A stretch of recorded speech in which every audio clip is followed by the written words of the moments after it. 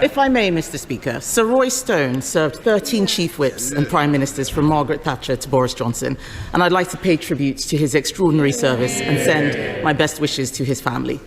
And also, before we start, Mr. Speaker, I would like to say to the Prime Minister how horrified I was to hear about the attack on his family home. It is completely unacceptable.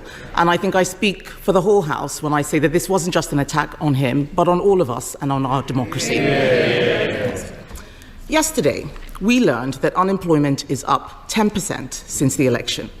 Why does the Prime Minister think unemployment is rising on his watch? Mr. Speaker, can I pay tribute to Roy Stone as well and the service that was given us in various capacities. Can I thank her for her words about the attacks on me and my family and the kind messages from many others in the last few days. She did actually message me pretty well straight away, and I really do appreciate that, and she's absolutely right that this is an attack on all of us, on democracy and the values that we stand for. Mr. Speaker, she comes here every week to talk the country down. We've got 200,000 new jobs, record investment, 4 interest rates cut. Contrast that to the disastrous Liz Truss mini-budget, inflation through the roof, and a £22 billion black hole.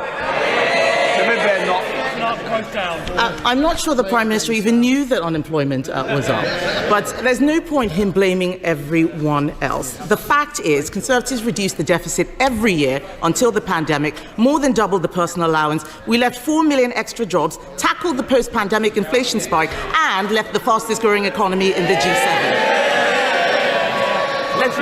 Let's talk about what is happening today. Let's look at Beales, a 180-year-old department store in Dorset. They survived 2 world wars and the winter of discontent, but they couldn't survive this Labour government.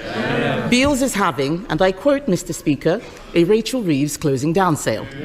What does the Prime Minister have to say to all the people who have lost their jobs? Mr. Speaker, nobody wants to see job losses, but she must be the only person left in the country who thinks the economy was booming after the last government.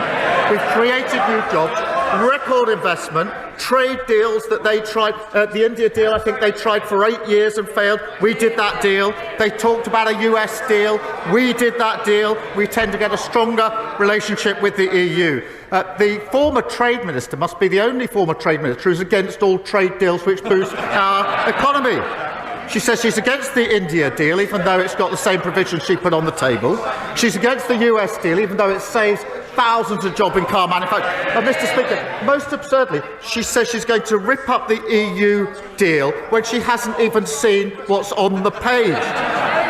They're reduced to a brain rot. A once great political party is sliding into brain-dead oblivion. Mr. Speaker, I'm very happy to welcome his tiny tariff deal, but the fact is, it has put us in a worse position than we were in March. He should not over-egg the pudding. Let's talk about how things are getting worse now. In every month of this year, household names like Sainsbury's, Tesco, Asda and Santander have cut staff. The ONS estimates that there are 100,000 fewer jobs than a year ago. And this was before his jobs tax, which will make things worse.